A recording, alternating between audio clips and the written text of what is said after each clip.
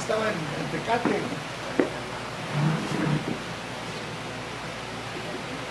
Muy buena secretaria, ¿cómo le puede estar?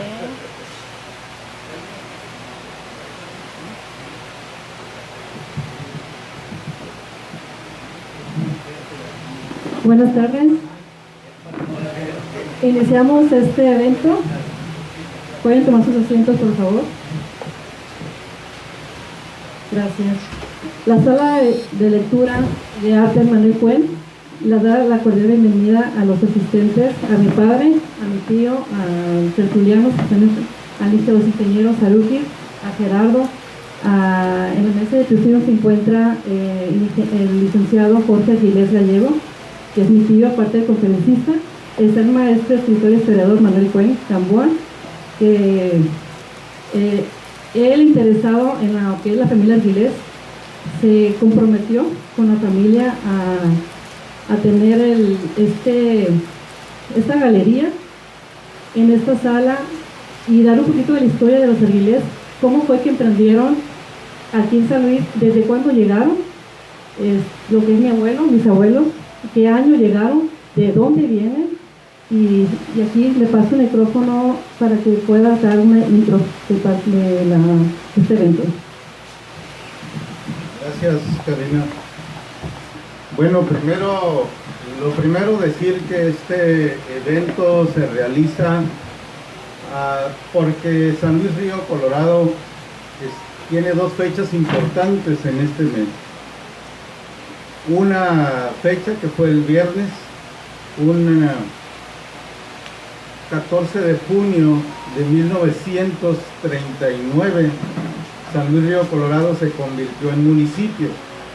Había sido comisaría del municipio de Caborca, había tenido antes categoría de aduana en 1924 y había sido una colonia agrícola militar a partir de 1917, y mucho antes de eso pues fue un rancho, el Rancho San Luis, y mucho antes que eso existió Colonia Lerdo en lo que nosotros conocemos como la Mesa de Andrade, yendo hacia el ejido Luis Encinas, hacia el Indiviso.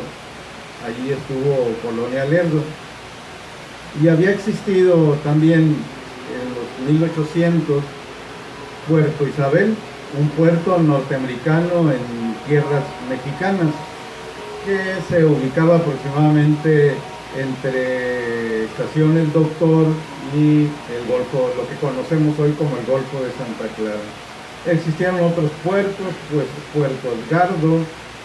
Son los antecedentes, pues, para que San Luis Río Colorado se convirtiera en 1939 como ciudad.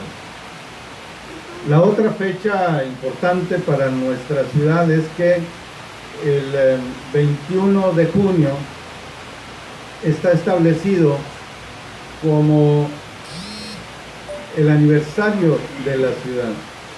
No existía una fecha establecida como la fundación de San Luis Río Colorado, y hace aproximadamente 5 años más o menos que la autoridad municipal organizó un simposio, reunió a los historiadores locales para que establecieran, con el simposio tenía el propósito específico y único de que se estableciera la fecha de fundación de la ciudad.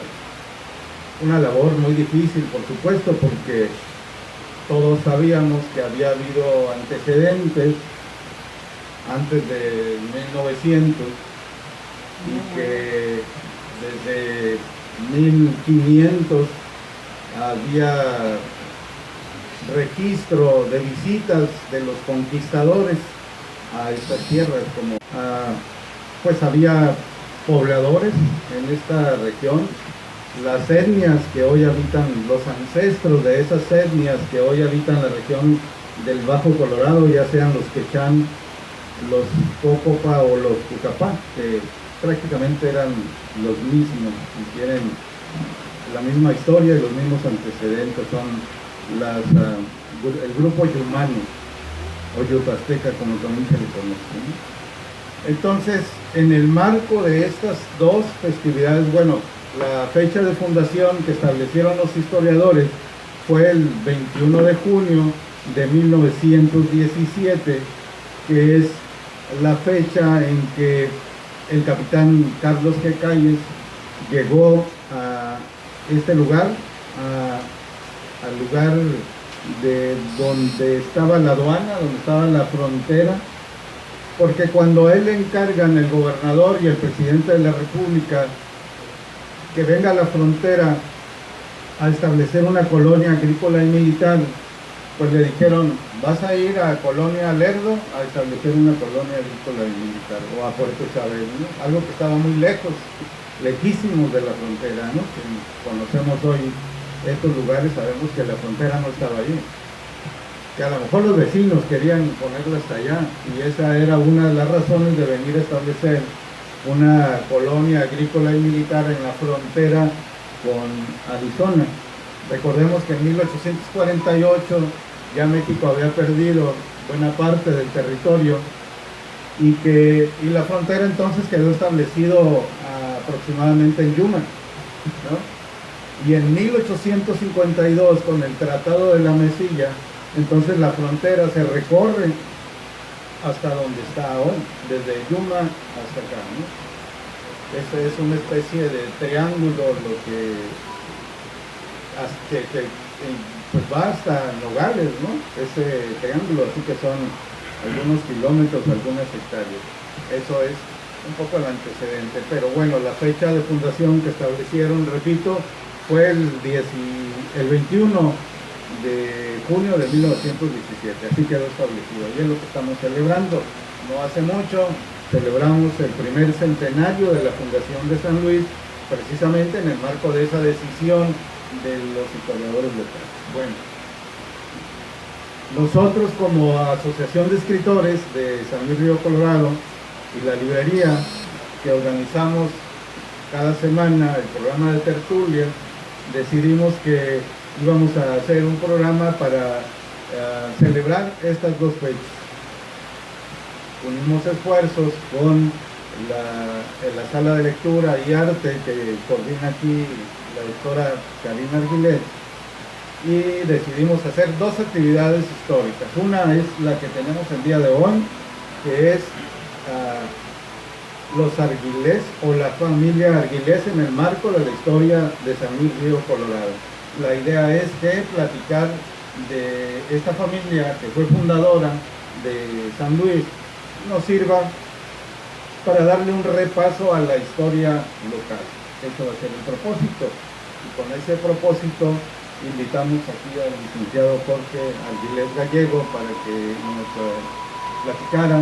Invitamos también al profesor Federico Iglesias, pero no pudo estar con nosotros, tenía otro evento, pero pues aquí estamos para salir al paso con este evento. El siguiente evento que tenemos, ahorita entramos en detalle con este evento, la siguiente actividad es si no me equivoco, el próximo lunes, que es el mero día de San Juan, el 24 de junio. En esa ocasión invitamos a la licenciada María Isabel Verdugo Fimbres, de familia sanluisina. Ella es originaria de Mexicali y actualmente ocupa el cargo de cronista oficial de la ciudad. Ella nos va a hablar de un tema muy interesante que platicaba el otro día con don Jesús. Ella nos va a hablar de los problemas de límites que existieron en algún momento entre Baja California y Sonora. Algunos ejidos, por ejemplo, la región Lagunitas, Independencia, el 43, es decir, hacia el sur, en un momento fueron parte de Baja California. Se le denominó la colonia Emilio Carranza. La idea es que había autoridades nombradas por el gobierno constituido del estado de Sonora, y parte de estos conflictos que se dieron entre 1928 y 1942, que es cuando concluyó este conflicto, pues vinieron autoridades de Baja California y pretendieron nombrar autoridades, nombrar comisarios en todas estas comunidades que había en el sur del municipio de San Luis Río Colorado. El presidente municipal de ese tiempo, Félix Contreras, y el que le siguió, estuvieron al pendiente de este conflicto y estuvieron informando al gobierno del estado. Está en las actas de cabildo de esos años la problemática que se estaba presentando día con día. El asunto es que no solamente fueron informes que mandaron, el problema es que hubo balazos y el problema es que hubo muertos también, ¿verdad? Entonces, Jesús me estaba platicando de alguna persona que falleció en estos encuentros que hubo allí. Entonces fue un conflicto serio, pues, ¿no? Y repito, a las 6 de la tarde del lunes 24, en este mismo lugar, vamos a tener esta visita de la licenciada Marisabel Verdugo Fimbres para que nos ponga más al día con este tema. Yo lo estoy platicando así por encimita, yo no soy especialista en ese tema ni en historia, soy un simple aficionado, pero estoy animándolos de alguna manera para que nos acompañen el próximo lunes, y es que el próximo lunes es el 24, no tengo a la mano el calendario. Bueno, vamos con el primer tema, que es los arguiles. Platicando con don Jesús en días recientes, me decía que el primer arguilés que llegó aquí a San Luis Río Colorado lo hizo en el año de 1917. 1917 llega la familia Arguilés, es la fecha en que viene a establecerse la colonia agrícola y militar. Pero hay antecedentes, yo buscando informes en parte del legado que dejó el profesor Hermes Flores, que fue cronista de la ciudad por muchos años, bueno, hasta su fallecimiento hace un par de años.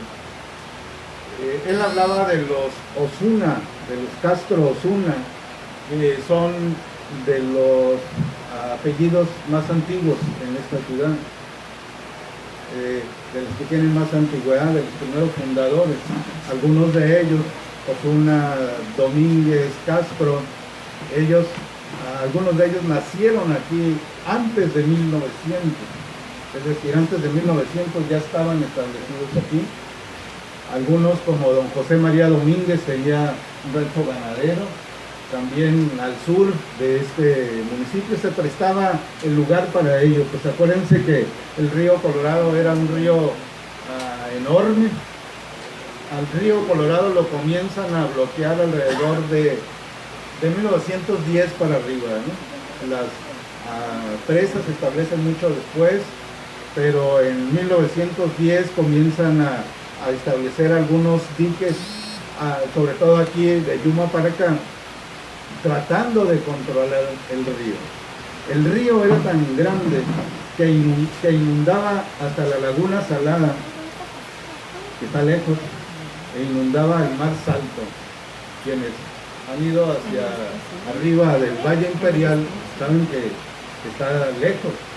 Toda esa parte se inundaba cuando el río Colorado traía toda la energía del norte, ¿no? Era un río enorme, incontrolable, y los humanos comenzaban a querer controlarlo.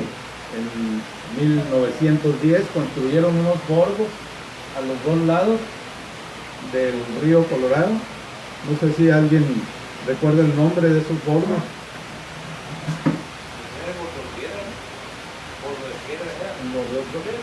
No, fueron mucho antes, pero a lo mejor sirvieron. El caso es que sobre esos bordos, más tarde se construyó la carretera que va hacia el Golfo de Santa Clara, ¿no? Tienen el nombre de un estadounidense que fue el que vino al área de Yuma, un ingeniero. Y también sobre ese bordo está construido ahora la carretera que va desde la carretera federal hacia los algodones.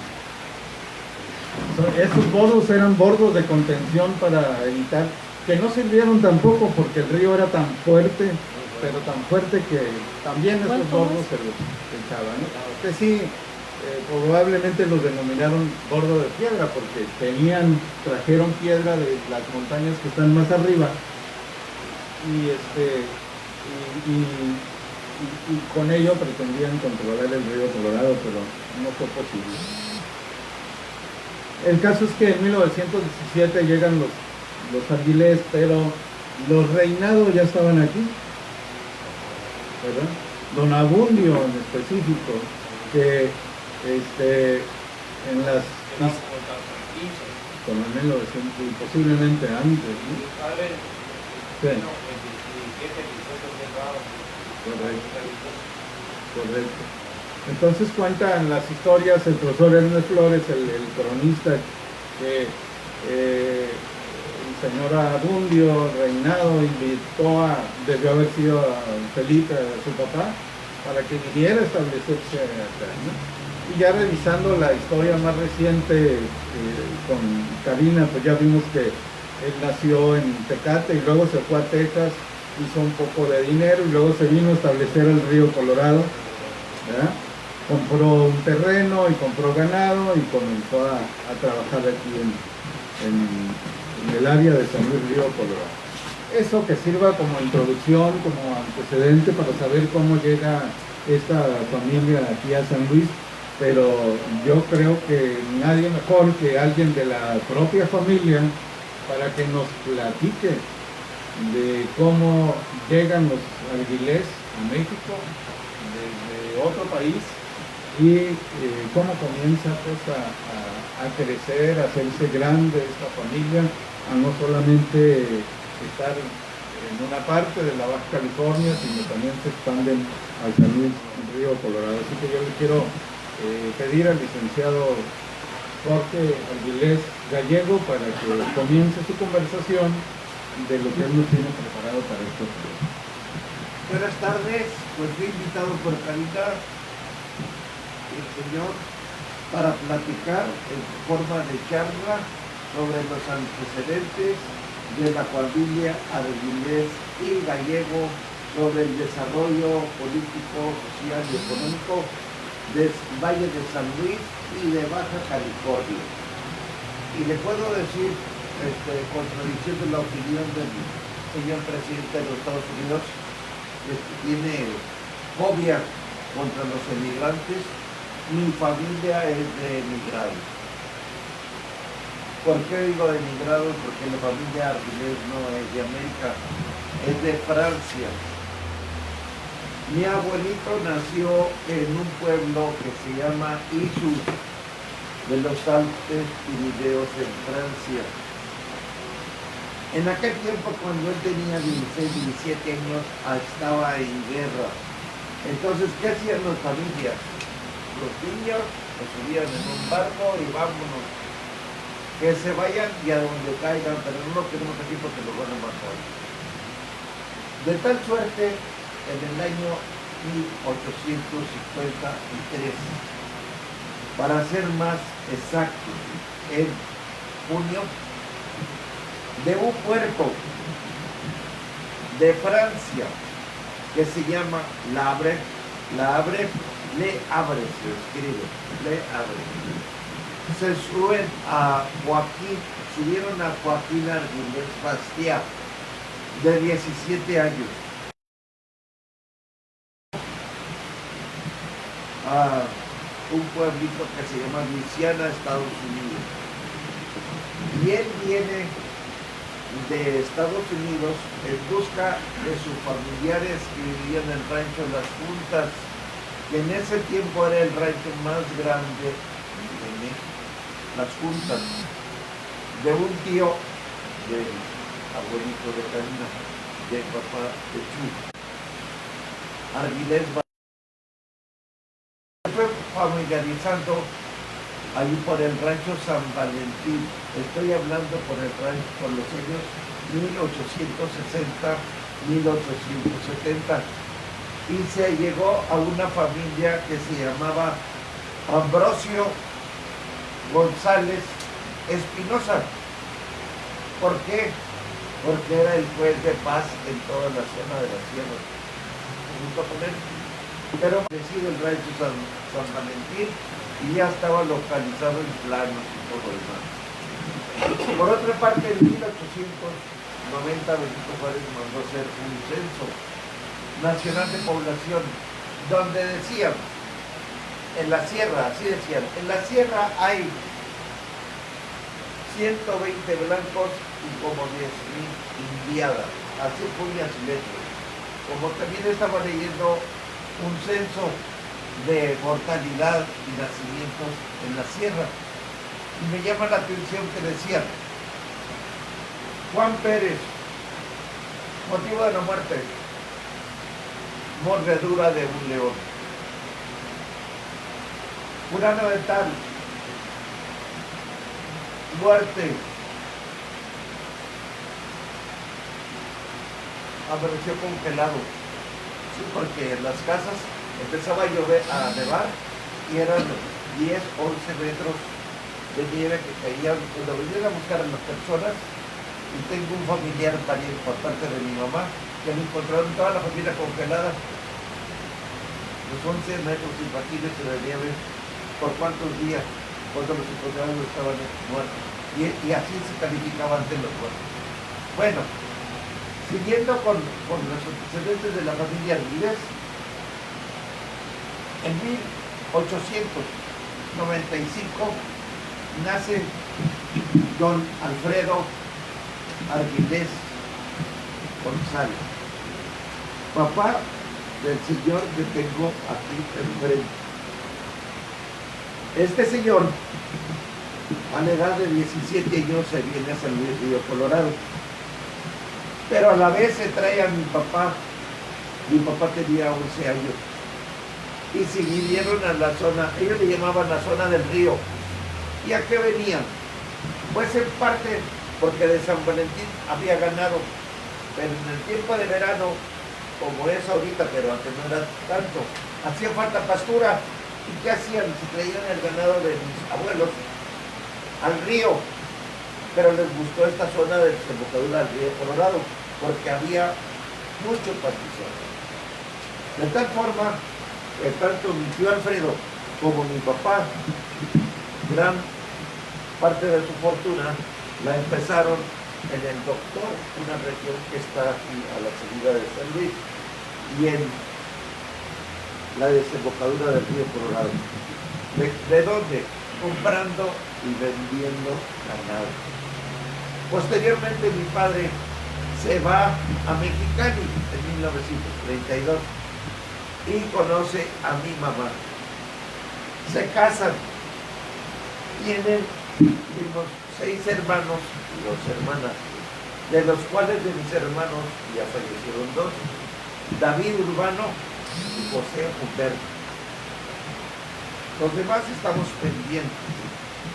En 1942, con gran parte del negocio que tenía aquí mi papá, decide irse a Mexicali, porque él tenía problemas de la columna. Se llamó Mexicali y era más sano el clima de allá. Y comparó su rancho frente de lo que hoy es el CETI, por la zona de San Pedro, de los 10 kilómetros de ahí. Eso fue en 1942. En 1945 compra un ranchito que se llamaba Punta Estrella, en San Felipe, que hasta el día de su muerte él lo manejaba y él tenía la administración. Y otros ranchos que tenía desde 1928, en un rancho que se llama San Pablo, de unos 400 hectáreas allí. Con esto demuestro que él tenía sus terrenos y tenía ganado de leche, ganado de compra de carne, como le llamamos los que dedicamos a ello, al comercio, ganado de carne o para la carne. Y decía que cómo influyó en la vida política, social y económica. En parte de lo económico ahorita lo acabo de demostrar. Posteriormente mi padre, cuando yo estaba en el CETIS de prepa, pues llevó a mi hermano Osvaldo y a mí. Y nos dijo, ¿quieres que director de tu escuela? El ingeniero Macías del Norte. ¿No? Cuando nosotros entramos a las 7 de la mañana a la clase de álgebra, él se quedó allí y lo vimos por la ventana que se quedó. Pero ¿cuál fue su intención? Ir a hablar con el ingeniero Macías Rendón, primer rector del CETIS, que estaba por la calle Reforma. Ya se presentó y le dijo quién era y todo lo demás. Y le dijo, ingeniero, aquí están mis hijos. Sí, ya los conozco, Osvaldo y Jorge. Está el ingeniero del Beta. Y mi intención es preguntarle, ¿por qué nada más tienen 4 aulas aquí en el CETIS? Y dijo, señora Aguilera, es muy fácil, porque nos falta cuestión económica. Y dijo, yo vivo en la colonia Rivera, ahí está mi rancho, a sus órdenes. Y enseguida vive mi hermana, su esposo es Marcos Ortega. Y enseguida vive Ernesto González, que es mi pariente. Y enseguida José Arz, que también es mi pariente. Y enseguida el señor José Galtiani, que también es mi pariente. Podemos conseguir unas 50, 100 hectáreas, lo que usted necesite para la escuela, y se las donamos. Pues brincó el ingeniero Gonzalo. Claro que sí. Pasa el tiempo y en 1962, ese mismo año nos cambiamos de la Reforma a la colonia Rivera, primer edificio del centro. Pasan los años y en una reunión que tuvimos con un compañero que tiene una industria aquí en Mexicali, trajimos al ingeniero Macías Rendón de Puebla, de su tierra original. Y ya cuando se iba a ir, después de los próximos de festejos, fuimos a la Misión Dragón, a Misión Dragón. Y nos dijo, Jorge, quiero hablar contigo, pero también quiero hablar contigo, Nacho Monferrate, y también contigo, Ábalos Altamirano. Aquí se sentó, ya el viejito que estaba muy mal. Tan mal que cuando se fue a los 13 días falleció. Y nos dijo más o menos con estas palabras. Y ahí están ellos que no me dejan mentir. Contó toda la historia desde que mi papá le había ofrecido el terreno, los siguientes terrenos. Pero lo que no me gustó fue esto. La familia Gratiani, la familia Arguilés, la familia González, la familia Ortega donaron el terreno, todo ese terreno que está ahí del centro, que es con lo que empezó el CETIS, porque ya estamos en Tijuana, estamos en Monterrey, estamos en México, en todos los estados. Y yo veo injusto, dice, que si unas personas donan el terreno, viene otra persona y porque falta dinero para hacer las escrituras, le preguntan, ¿y quién dona el terreno? Yo, su servidor, y aparece el nombre de, como que donó el CETIS, una persona que tiene agencias de autos en Mexicali. Yo lo veo injusto. Le digo, tú, Nacho Rangel, y tú, Ábalos Altamirano, quiero que acompañen a Jorge y que corrijan esto, porque yo no me voy a morir a gusto si no. Entonces yo le estaba hablando cómo mi padre o la familia Arguilés influyó en la vida económica. Ese es uno.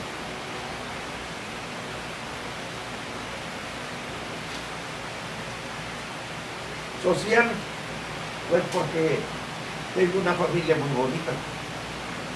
¿Cómo la tuvo esa familia muy bonita? Pues porque llegó una persona mexicana. Ustedes al verla, algunos de ustedes la pueden conocer y saben quién es este señor.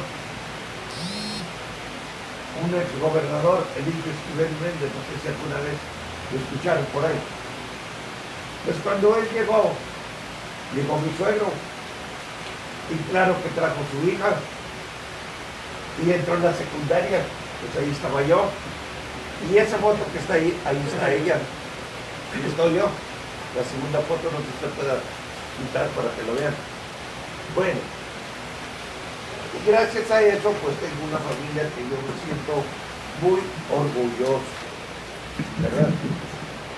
Es una forma de decir, sí, quítala, por favor. ¿Ya por dónde pasamos? Esta es fue mi esposa, ya falleció. Esa fue mi esposa. Este era su tío, no sé si se parezca. Esta es mi familia. Una foto. Dos fotos.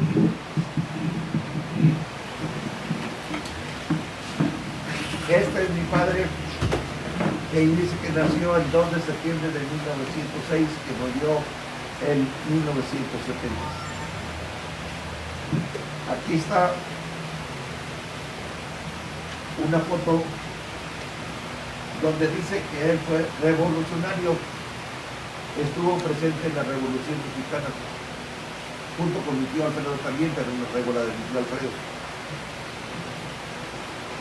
Ahí es donde los papás también, ¿verdad? ¿Mate? Ahí es donde los papás también. Claro, no, y tengo otras cosas más importantes que están por aquí, y si no están ahorita. Ellos se introdujeron en la Revolución Mexicana por Lerdo González. ¿Y quién era Lerdo González? Hermano de Juanita, hermano de mi abuelita. Aquí lo voy a enseñar ahorita, no sé si salió esa copia. Aquí está, 1911, Lerdo González. Todos los gringos que se querían meter a México, Los museos. ¿quiénes son los que defendían las tierras? No era el gobierno, porque no había gobierno. Eran los agricultores, los rancheros. Se juntaron los rancheros, ahí está Lerdo González. Pero también se llevaban a don Alfredo, que era su sobrino, a don Ambrosio, que era su sobrino, a don Pedro. Y entre todos los sacaron. Defensores de Baja California. De tal forma que él estaba considerado como héroe de la Revolución Mexicana. Yo no lo estoy diciendo, aquí lo digo. Y tengo otros reportes que por cuestión de técnicas no salió, donde dice, ayer, 8 de octubre de 1968, muere la hermana del héroe Lerdo González, cuando murió nuestra abuelita. Cuando le quitaron a mi papá el asalto de las tierras, cuando le quitaron sus 1.500 hectáreas, allí en el ejido Coahuila, que se llamaba Rancho La Mexica, mi papá se pegó al comandante de la policía y a las espaldas estaban los árboles del Rancho La Mexica, y el que estaba a su lado pues es el comandante de la policía, donde puso su queja. Hace unos años yo fui a Sedatu, aquí en México. Me metí para ver cuando quitaron las tierras que antes ellos sabía. ¿Cuál va siendo mi sorpresa? De 1936 a 1945 no hay ningún registro. No hay registro de nada. Ahorita si usted hace una venta, queda el registro. Hace 10 años una venta, el registro. De esa fecha no hay nada. Así se escribe la historia. Aquí tenemos una, no sé si estoy bien así o otra vez. La tumba de mi tío Alfredo, está en el panteón del Rancho San Valentín, donde nació. Aquí está. Así es. Aquí está. Cuando murió en el 68. Nació en el 95. 73. ¿Dónde? Murió en el 73. Murió en el 73. Aquí está. Aquí está otra constancia donde mi papá en 1941 fue a sacar su licencia de manejar y dijeron en su lugar de su domicilio, ejido Coahuila. Eso es donde estaba el Rancho La Mexica, que le quitaron. Fue lo único que le quedó porque no.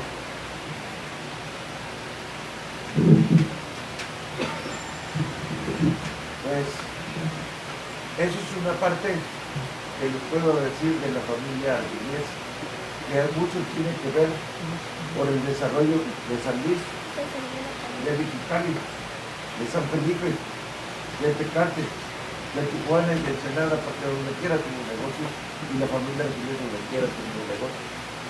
Eso es en México, porque en Estados Unidos es otra cosa. Allá están mis queridos, en Estados Unidos. No sé qué tanto se va a Una, delegar aquí. hice un comentario y una pregunta al mismo tiempo. En qué circunstancia, en qué momento se cruza la vida de la familia Arguilés con un revolucionario también, hablando de la Revolución Mexicana,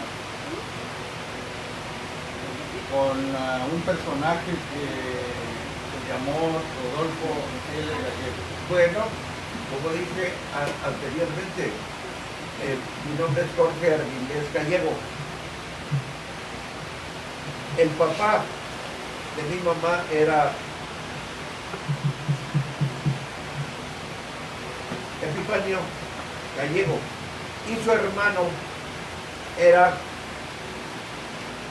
Rodolfo Gallego López.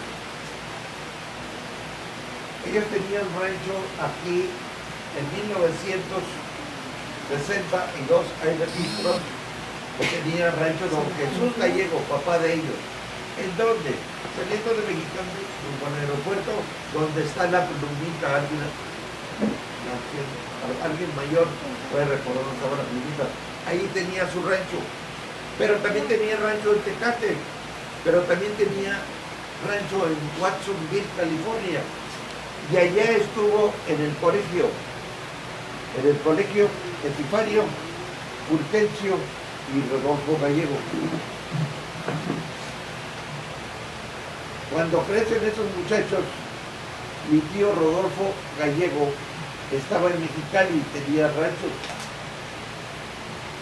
Los gringos quisieron meter, pero le llamaban de otra forma, no gringos. Los de Estados Unidos se quisieron meter a México. Y Rodolfo Gallego fue defensor de Mexicali en 1904 hasta 1911. Cuando vino Madero, se unió a sus filas y se fue a la presidencia junto con él.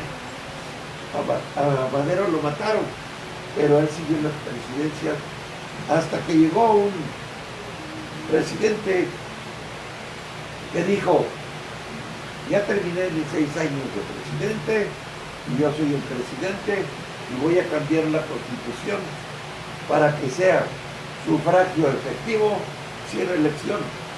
Y fue cuando dijo mi tío Rodolfo: no estoy de acuerdo contigo, Obregón. Si vas a hacer eso, yo me retiro. Y se retiró. Cuando mi tío se retira, se vuelve cristero. Pero lo más curioso es que cuando se reelige Álvaro Obregón, como a los 11 días que pasó eso, va un fotógrafo, una foto, y le dan un balazo y matan a Obregón. Y sigue allí sufragio efectivo no reelegido, ¿verdad? Pero ahí tiene que ver Rodolfo Gallego. Tiene que ver desde que defendió aquí, desde que defendió Mexicali, hasta cuando lo mataron el 4 de mayo de 1926, siendo Crister jefe máximo militar de los cristeros, el 4 de mayo de 1926. Al mismo tiempo que mi tío Rodolfo Gallego defendió Mexicali, mi otro tío, Lerdo González, hermano de mi abuelita, fue el defensor de Tecate, que ahorita les enseñé documentación de ellos. Entonces en lo político también intervinieron. Entonces estás contento. Rodolfo L. Gallegos, hay una foto allá de ahí donde está Karina. Hizo las veces como de prefecto o jefe de policía rural de Mexicali hasta esta área del río Colorado, ¿no? Y es decir, está calificado como revolucionario porque apoyó a las fuerzas maderistas, pero también, por otra parte, combatió a otros revolucionarios que en este caso pues son a la gente de los Flores Magón. Ustedes saben que Ricardo Flores Magón estuvo preso en la cárcel de Yuma, en la histórica cárcel de Yuma, por un lapso un poco menos de un año. Y las fuerzas de Flores Magón estuvieron aquí en la región, andaban entre Sonorita, San Luis Río Colorado y el área de la Baja California. En particular, Margarita Ortega es una revolucionaria ligada al Partido Liberal que dirigía Flores Magón, y su biografía dice que nació entre Sonora y Baja California. Y la región donde había seres humanos entre Sonora y Baja California, pues, o nació en el Valle de Mexicali o en el Valle de San Luis Río Colorado, porque estamos hablando alrededor de 1910, 1911, estaba la Revolución Mexicana en su apogeo, y a esta región pues obviamente llegaban las fuerzas de Madero, de la Huerta, de diferentes, de Carranza, más tarde de Obregón, etcétera, así como llegaban a otra parte del país. Nosotros no hay mucha investigación acerca del periodo revolucionario en nuestra región, pero creo que es importante tenerla y el papel que jugaron cada uno de estos personajes. Yo por eso quise preguntarle de Rodolfo Gallego, porque me ha parecido un personaje muy interesante en la historia de toda la región, porque estuvo también por el área de Tecate, de Tijuana, y también cumplió... Está en 1890, Rodolfo y mi tata. Así es. En un colegio que se llama Pájaro Loco, de Huerto Cruz, California. ¿Cómo lo saqué? Es en un censo que se llevó a cabo de Estados Unidos, apareció que esos muchachitos estaban estudiando en ese colegio Pájaro Loco, en Watson Beach, y de ahí lo saqué. Pero están registrados en Estados Unidos, en la capital, con un numerito. Bien, de los presentes, ¿algún comentario? ¿Quieren agregar algo? ¿Alguna pregunta de lo visto hasta aquí? En toda confianza, se trata de que esto sea una conversación y podamos alimentarnos todo de este bagaje histórico que tenemos alrededor. Fíjese todo lo que hemos hablado alrededor de una familia. Hemos ido a la Revolución Mexicana, hemos ido a Francia, hemos viajado por Tecate. Y desgraciadamente hay más testimonios, pero ahorita no pudimos bajarlos todos. Pero hay desde la lista de pasajeros que vinieron junto con mi abuelito, el nombre del barco, dónde salió, dónde entró, la casa donde vivía. Ahí está, pero no lo pudimos sacar. Pero para la otra, de mi parte, con mucho gusto ya lo voy a traer para enseñar. En un momentito que estabas hablando de linderos, que hasta dónde quería ir de lo que es la línea esta de Gloria, que seguro me platicaba que venían dos militares, Thompson y Gaten, con mulas enguarnecidas jalando el mojón que está ahí. Y ahí lo detuvieron. ¿Dónde llevan eso? ¿Dónde llevan la línea? Si no, allá afuera todavía. No, nunca leí de donde lo leyó él, pero me platicó de eso. Por supuesto que existía la intención de que Estados Unidos pudiera tener acceso al mar, al Golfo de California, ¿no? Y en un momento hubo esa intención cuando se establecieron los acuerdos de 1848, el tratado, ¿verdad?, que se firmó entre ambos países, quedó establecido que los Estados Unidos podrían tener acceso al mar vía el río. Ustedes saben que el río fue navegable en un tiempo. Lo que no estaba permitido, pero sí lo hicieron, es establecer un puerto, es decir, en tierra no podían tener nada, podían tener acceso, navegar por el río Colorado, y sin embargo pues tuvieron Puerto Isabel, un lugar que servía para bajar mercancías de barcos grandes, y en barcos planos trasladarlos hasta Yuma, esas mercancías. Esa era una de las funciones, pero aparte también fabricaban embarcaciones. Estas embarcaciones pequeñas de calado plano, que son las que podían navegar por el río Colorado, ¿no? Con apoyo de vapor, de leña, y por eso cuando comienza la navegación del río Colorado comienzan a aparecer una serie de poblaciones aledañas al río, porque por ejemplo los Pucapá era parte de su actividad económica. Ellos juntaban leña y luego se la vendían a las embarcaciones pues para que se alimentaran del vapor que ocupaban para llegar hasta Yuma. Y en la navegación pues se termina cuando construyen el ferrocarril que pasa porque ahora pasa lo importante. Ah, claro, que quede plasmado. Sí, porque si no nos morimos y esto va a quedar nadie lo dijo. Ahorita tenemos la ventaja de recordar algo de que nos contaban mis papás. Mi mamá cuando ya tenía aproximadamente 8 o 10 años, 55, me contaba del tío Rodolfo, de su tío Rodolfo, que había mucho su tío Rodolfo, por lo que le habían contado, porque ella estaba de 9 años cuando lo mataron. Y a tu tío Rodolfo lo mataron el gobierno. ¿Y por qué lo mató el gobierno? Porque él se peleó con un político. ¿Y por qué se peleó? Porque cuando se fue de aquí, se fue con Madero. Y se fue con el presidente Madero por esto. Porque ya estaban cansados con Porfirio Díaz, que tenía 30 años en el poder. Y él se fue con la idea, sufragio efectivo o no reelección. Cumple 6 años de gobierno y vámonos, ya no jamás. Y se fue. Y desde que se fue se quedó en la presidencia. Hasta que vino el Bocho Obregón, me decía mi mamá.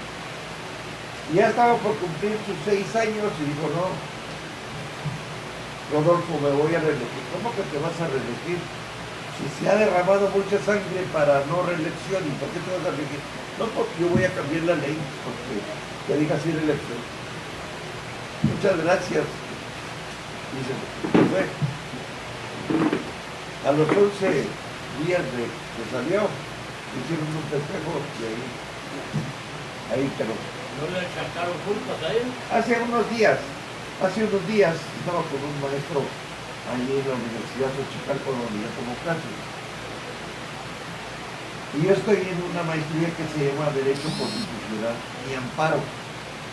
Y estábamos tratando muchos temas y entre otros se trató un tema que ustedes lo han platicado por diferentes partes. ¿Y qué pasa con el presidente actual?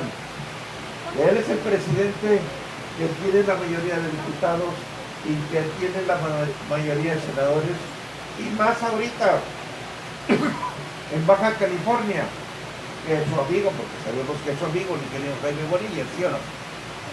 Su amigo. Llega a la gubernatura con la mayoría del Congreso, ¿y qué pasa? Si dice, pues vamos a cambiar las leyes y me voy a reelegir. Levanto la mano y le conté la cuestión de mi tío. Digo, no, pero no, claro que vemos locos. Claro que sí, ¿cómo no? Pues si usted está con el Señor toda la vida y se entiende muy bien, y al ratito su amigo le dice, ¿sabes qué? Yo no voy a hacer esto, voy a hacer esto porque yo soy el jefe. ¿Usted estaría de acuerdo? Claro que no.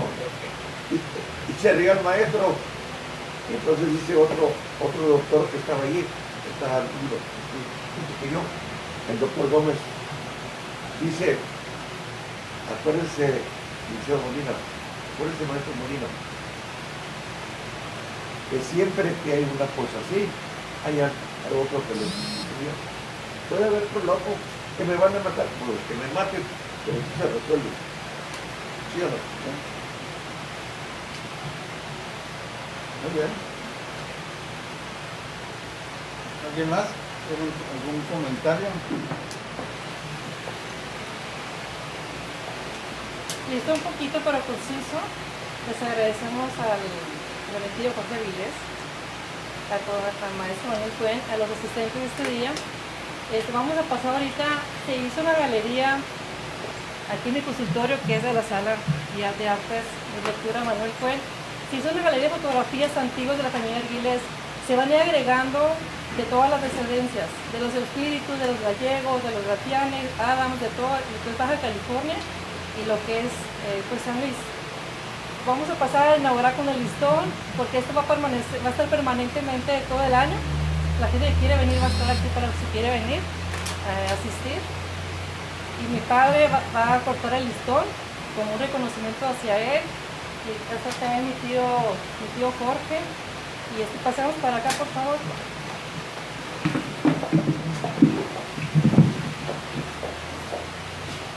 Arturo.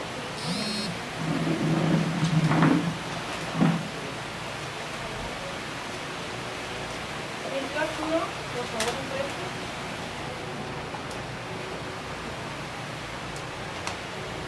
Acá para una fotito oficial, por favor, acá. ¿Me ayuda?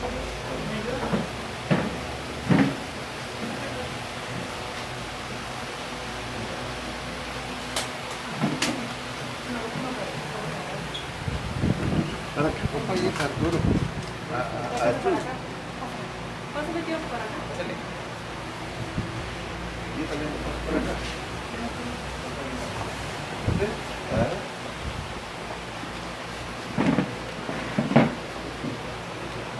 Aquí pueden pasar a ver.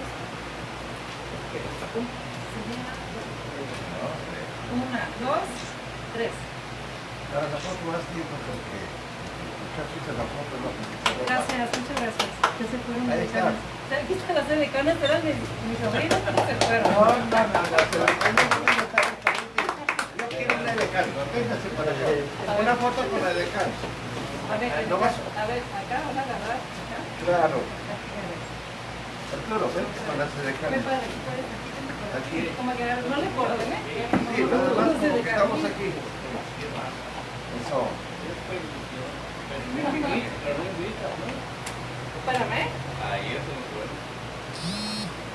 ¿Cómo lo toco? A ver,